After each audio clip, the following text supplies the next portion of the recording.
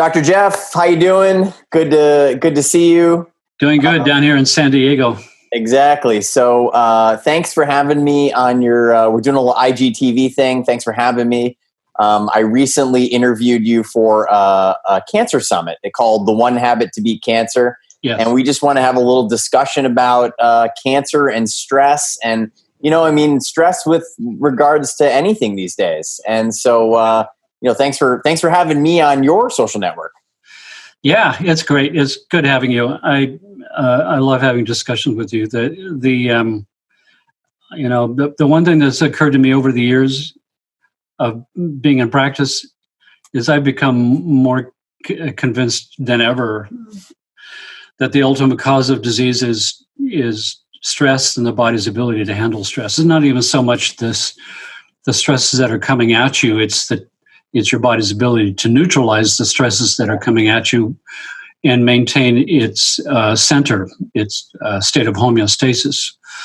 So, when I deal with my work is using sound and medical monitors to monitor the stress handling center in your brain, the autonomic nervous system, so I can kind of see it live on my computer screen. So I can see somebody who comes in with various symptoms, various body imbalances. I can get all kinds of information from the screen. And most of what I see all the time is a sympathetic nervous system that's in the on state, in a fight or flight mode, and it's stuck there. And that causes all kinds of problems because the body is supposed to be in this homeostasis state of zero stress where the energy is in my reservoir and I'm working on my maintenance list of my body. And if I'm running a fight or flight response all the time, I'm not working on that maintenance list. Yeah. So my body is starting to break down. It's not rebuilding on an hourly, daily basis, and things are starting to come apart. And then, it's the same system that handles physical stresses of imbalances in my body or pain is also handling my emotional stresses. And it's also handling my self-defeating belief system, mental stresses, my spiritual stresses, all handled by one system. So my innovation is to be able to return it to this zero point with a sound wave. But when you think about it for a minute, first of all, nobody's got the time or the money to get sick. Yeah, I know that. And what we do is we put it off and put it off. Our body is just supposed to do its thing. We don't think about it. I mean, it's just there. It's like your faithful servant who does whatever you want, no matter what, no questions about it. So it's sort of inconceivable, even though we intellectually know that dying is part of life, we never really consider that it's us. Yeah, that's somebody else. It's in a movie. It's on television. It's not really me. I'm immortal.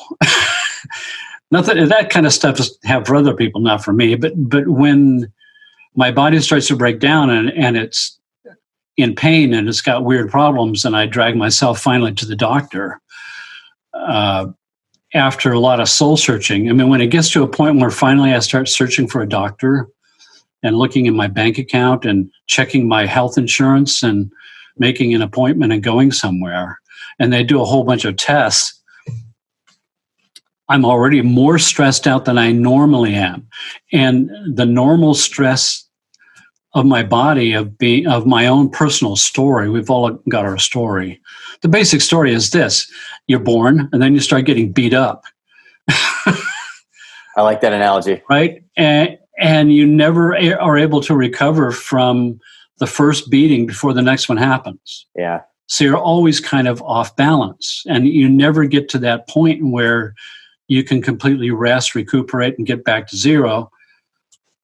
It never happens. And then at the backdrop of that is the weirdness of the 21st century. Yeah. Right? My body was designed for, 40,000 years ago. I wake up with the sun, grab my spear, go chase something for breakfast. And that's when my fight or flight response happens, and some little creatures does the same, and we chase each other around, and I get my breakfast, and I go home and I scan it, and I make a stew, and I pick some berries. That's my work day. Well, what does your 21st century workday look like? So many things coming at you. It's insane. And we're not even talking about, traffic jams and fumes from cars and jobs that don't pay enough money, and get the kids to school and whip something quick for breakfast in some packaged thing that's got additives and weird dyes and stuff in it. And back home at 7:00 to watch the news about the world burning. This is crazy. And then tomorrow we do the same thing, and the next day we do the same thing. And until you, quote, retire, those days are over. I don't know. So the 21st century plus your own story. Yeah. And then you get sick, and then you go in for a bunch of tests. And then the doctor sits down with a long face and he informs you you've got cancer. Yeah. It's the big one, the big C. It's like, and now you just got hit up the side of the head with a baseball bat. Now you just got ramped into the stratosphere of stress. Makes it even harder to pull off the gas. What happened to you when that happened for you? What was your story?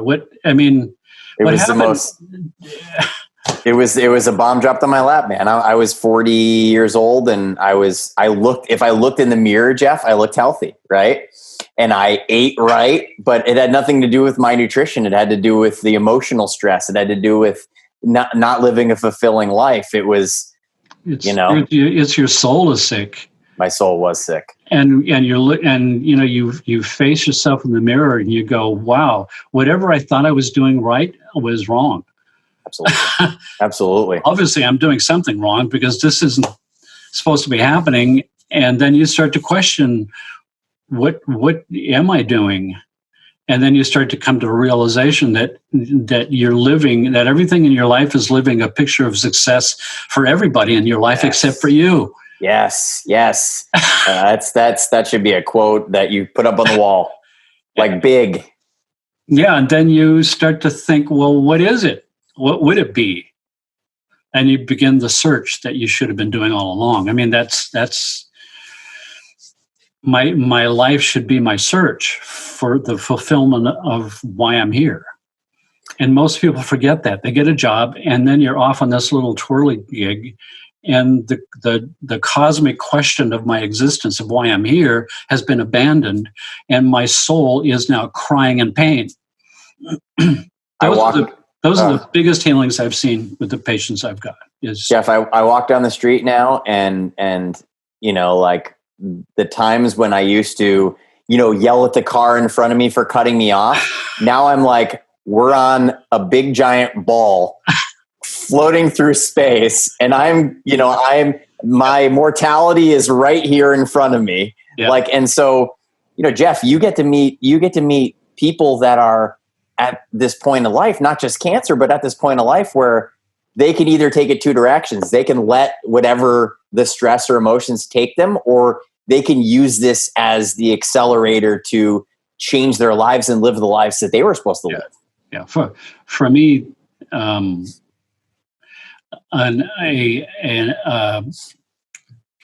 unexpected outcome of being in practice and doing the work that I'm myself doing, that the universe has put me in this position to do, where I see the craziest, gnarliest cases you've ever seen, because I'm the witch doctor at the end of the trail, and people have tried everything else. They're coming to me. They've got this.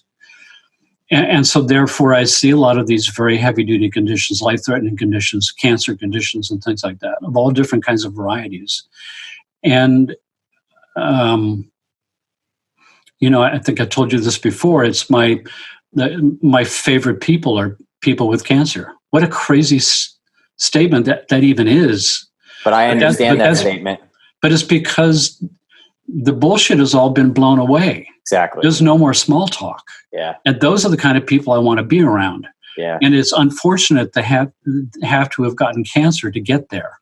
Yeah. That's the spiritual community that I want to be part of. That's the quality and the character of people that you want to surround yourself with. The people who are on purpose, trying to find out What is it all about? That's gives me juice, and it reflects back to me in my own life that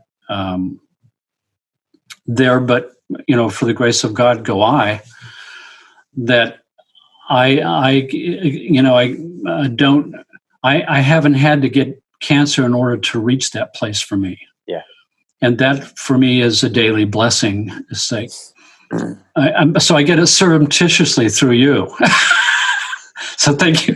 The veil is constantly opening for the both of us. It's just a mind blower. We're getting to see beyond the veil. I see, but you and I met and we had a 3-hour conversation. The day we met, we sat for 3 hours. I know. In that conversation. Time's an illusion, right? So I've never done that before. That was like, because that's reality. That was how deep we wanted to go, Yeah. So, I wasn't able to go that deep before. Yeah. I don't know. It's a sign of our times. It's part of the 21st century. The 21st century is so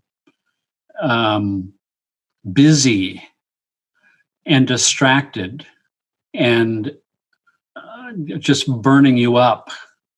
It's so far from your real self, and it's reflected in humanity that we're part of. I have a good friend who's a global futurist.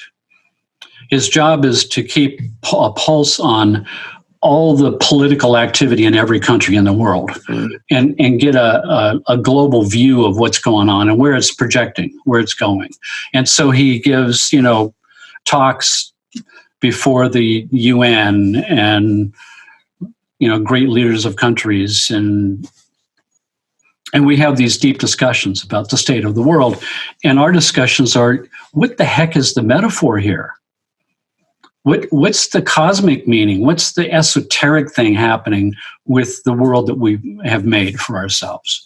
And the world that we've made for ourselves individually is a micro reflection of that. We treat our bodies the same way that humanity treats the earth. Yeah. We eat junk food, so it's like throwing junk out your window and littering. It's like fracking and causing earthquakes. It's like you're out of sight, out of mind. You're not thinking about it. And he made the statement to me that was another life changer. It was, he said, it's because humanity has lost its indigenous self. Yeah. Yeah. The indigenous people have a relationship to yourself and to other human beings who are alive and to every living creature that's around you, that you live in a tight, symbiotic relationship with, and with the planet and with the universe. It's very well paid attention to. Every footstep on the earth.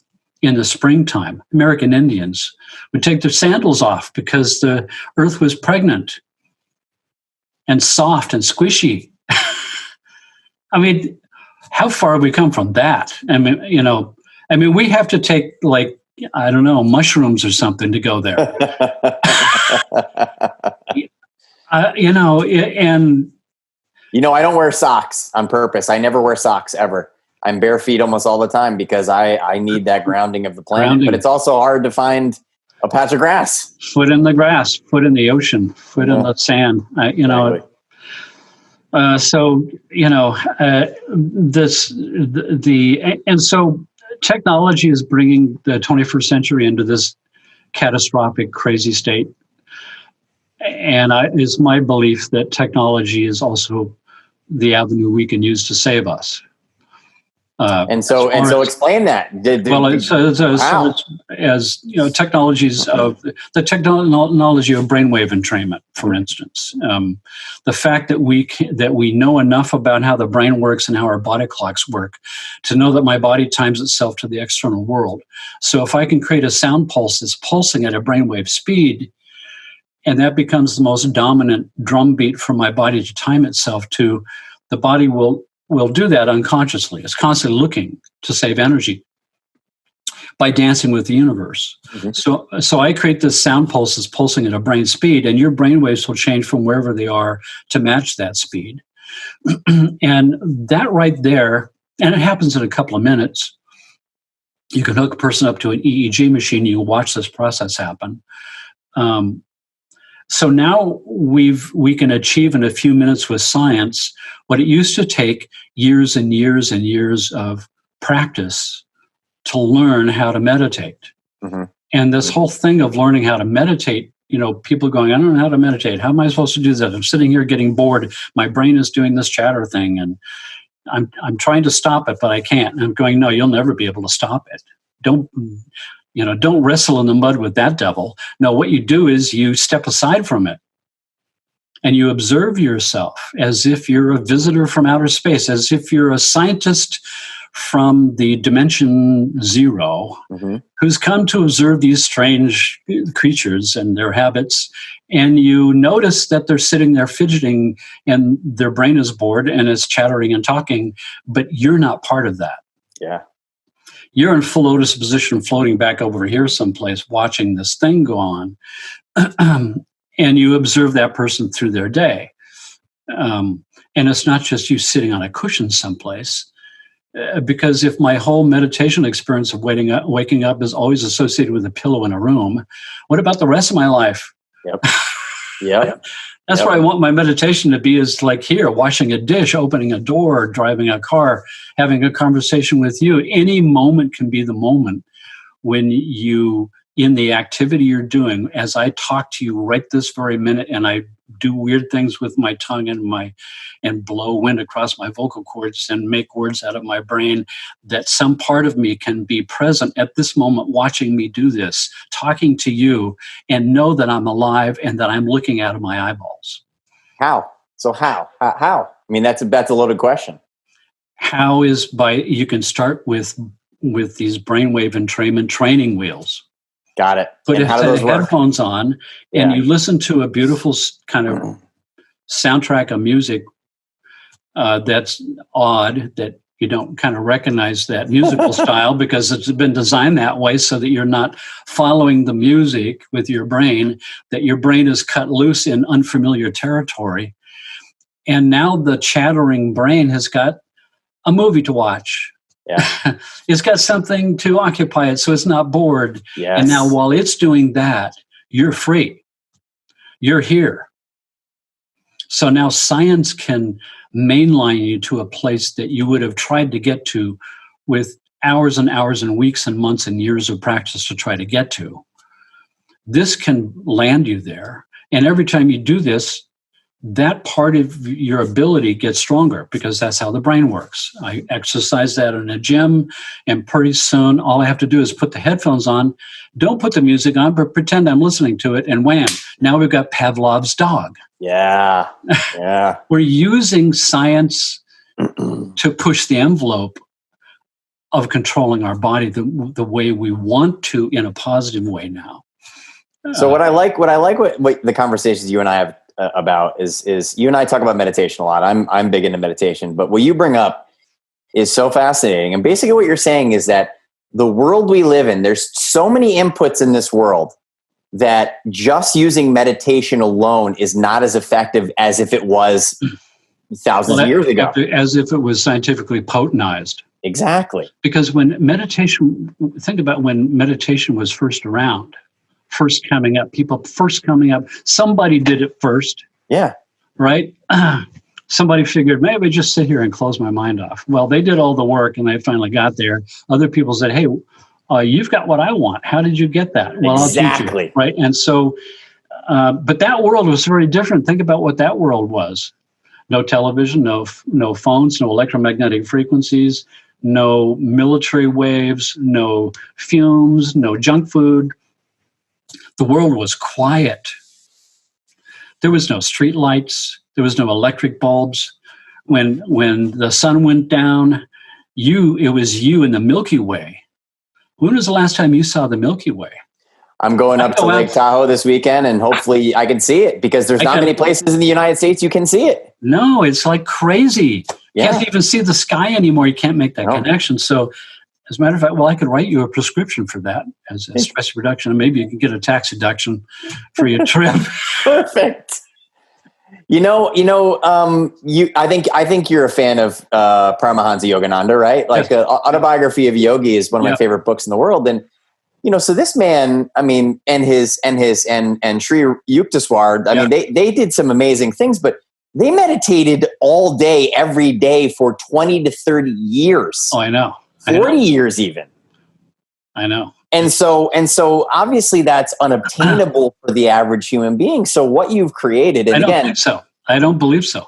You think it's because it took that long because that's the nature of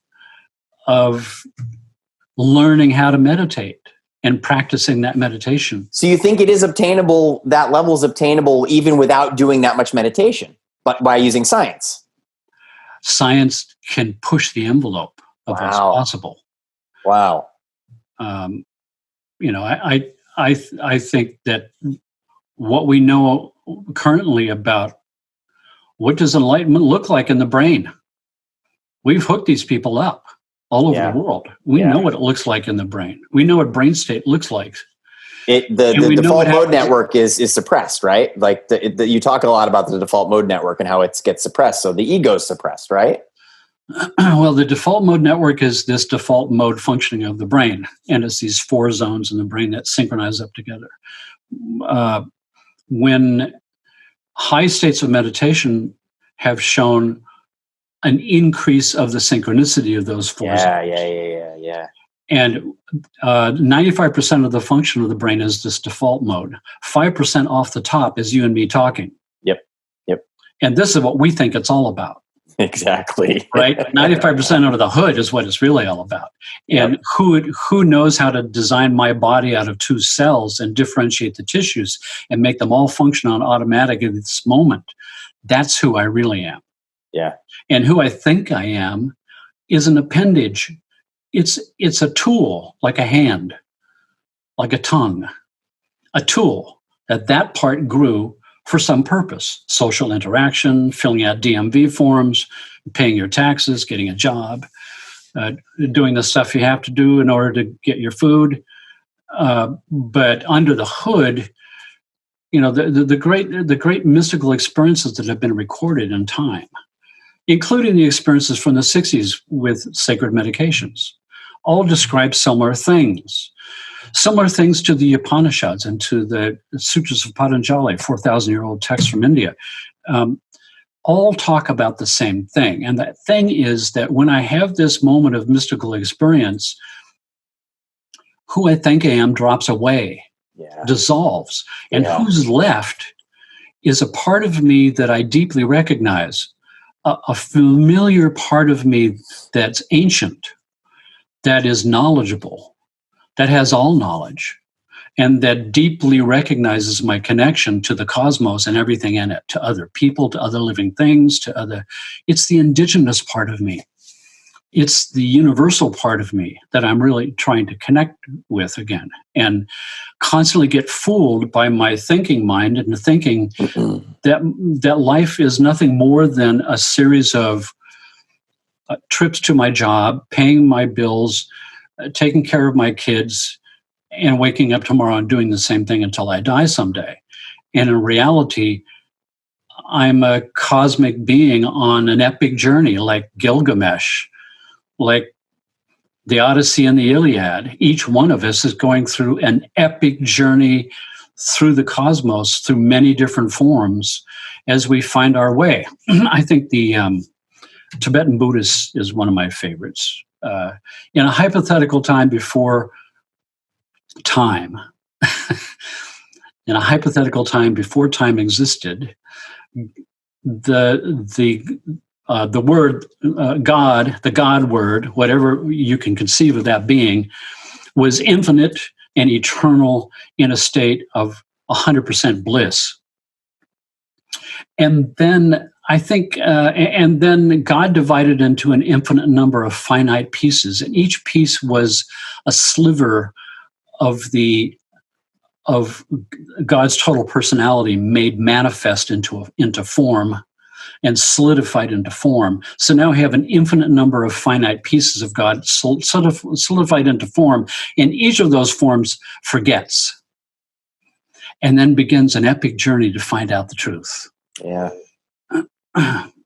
The truth that we're all one and that we all belong together. We're in this together. And there's, so there's another one. There's the student comes to the master and says, Master, how am I supposed to treat other people? And the answer is, there are no other people. I love that. I love that. It's, anyway, so, and here we are in this crazy pandemic, locked in our little homes.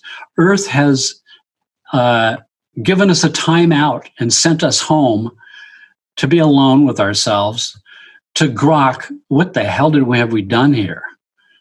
And what do you want? We were the caterpillar. We were over-consuming, and now we're in our cocoon. And let's see what comes out the other side. The world can be anything that all of us decide we want it to be. And that also is subject to science. We can accelerate that process of the 100th monkey tipping the scale balance, where they studied the monkeys on a little island, and they watched one monkey washes potatoes, and another monkey saw that, and monkey see, monkey do, and pretty soon a lot of monkeys are washing the potatoes, and pretty soon a critical number of monkeys wash their potatoes, and all of a sudden, all monkeys on all islands who've never seen each other can wash their potatoes. They're all washing their potatoes. Something happened at a quantum shift level when a certain number were thinking the same thought and knew the same thing and had the same expectation. It shifts the balance, and everybody has it now. Wow. So the difference between the kind of screwed up world we've got right now, a world stolen from us by bad guys for profit, right? That world is only as permanent as the next moment from now, when enough of us shift the quantum field by expecting a different outcome. This, by the way, is standard quantum physics now. Yeah. And it's like quantum physics discovers the sutras of Patanjali in Sanskrit, because that's what is described there as well. It's a collective, unconscious polling of what kind of world do you want, and everybody puts in their vote unconsciously, and the next moment pops into existence. And that's what I've seen with patients with the spontaneous remission. Same thing happens. I get the cancer death sentence, and the fear, the scariness of that is so big that it puts a crack in my jail cell, and my spirit can get free and make a new decision in the next moment. Oh, you know what? I think I'll be the person without the cancer. Yeah. I think I'll be one of that 1% of people who it just goes away. Why couldn't it be me? Why does it always have to be somebody else? I always thought it was somebody else who got cancer. Well, no. Why couldn't it be somebody else who gets why can't it be me that's that 1%? Why can't I be the one? And the secret is I have to go to that big mind part inside of me, be 100% there, and change my expectation of what the next moment's going to be. Okay, so you say that. Okay, so let's stop right there, because that was awesome. How do we simplify that? How because again, you can't teach me how to have a spontaneous remission. You cannot. I can't, but I can use scientific training wheels to help you get closer and closer to that place. Yes, and that's where Brainwave Training comes in. That's where entrainment comes in. So now we can pick the lock of neural programs that we know from EEG studies. Where does your brain go when you're in that place in big mind where that decision could be made? Yeah. And if I can put you there, now the ball is back in your court, because you can have anything you want. Like, this is from the ancient traditions too.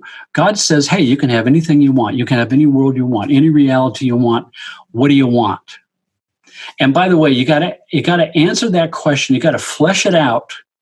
You can't be, I don't want to be sick anymore, because there's that pesky word sick that you're depositing into the universe to get for that prayer to get answered. No, I have to define exactly what I want my reality to look like. Yeah.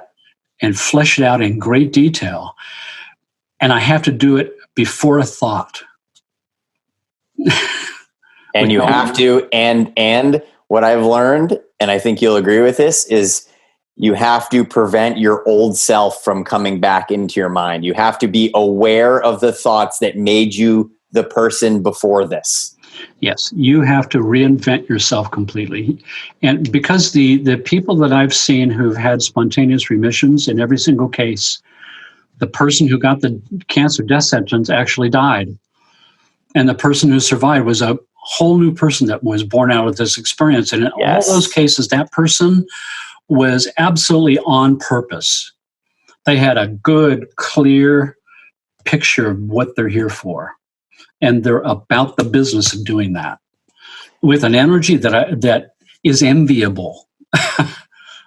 Jeff, I just now we're getting close to the end here. I just want to ask one more question, and just so again, this eventually could be science, right, Jeff? I mean, a spontaneous remission is basically what you're saying, and what I'm hearing is that every human being has their body has the ability to heal themselves at any level. Correct? Yep, I totally believe that, and I've seen that. Yeah. It's just the where the rubber meets the road is now we've got scientific tools that can bring your nervous system exactly in the place that we've seen on monitors where it goes when that happens. Yeah. But the missing ingredient is your expectation, is you managing what you want, what you believe you're worthy to have. Yeah. Right? So let me just close with one thing. Go, please. One of the things that happened to me when I was using my own technique with my sound table and headphones and these sounds, when I was born, I almost died with anemia. Now I know it's because they cut the cord too fast. 30% of the blood is in the placenta. And then I was allergic to mother's milk. During my whole life, I had this thought in the back of my mind: who's allergic to mother's milk? What's the cosmic, metaphor for that? Yeah, sure. Mean? So I'm in this session with a sound thing, with the entrainment and everything, to find out the answer to that question. And I found myself in this vision. I'm in the intergalactic Olympics. I'm a swimmer.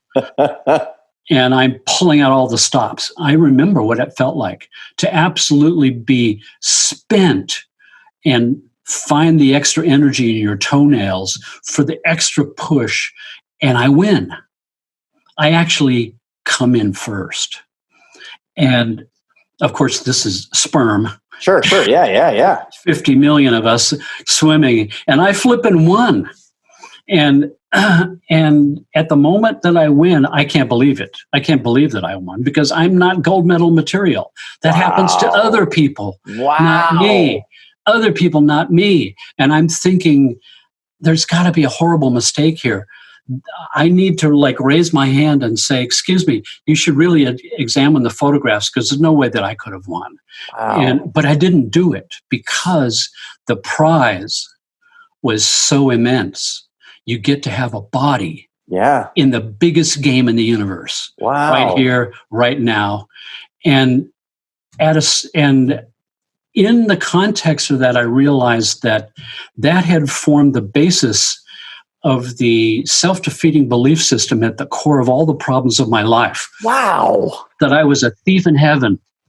Wow. Everybody else was legit except for me. I had this deep, dark, horrible secret that I could never share with anybody.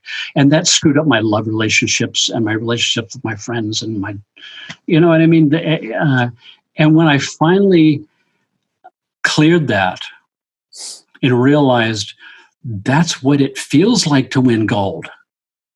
Wow, man. That's where I realized that every gold medal winner that ever won gold had that. Yes. Had that experience. Oh my God, I can't believe I did this. Wow.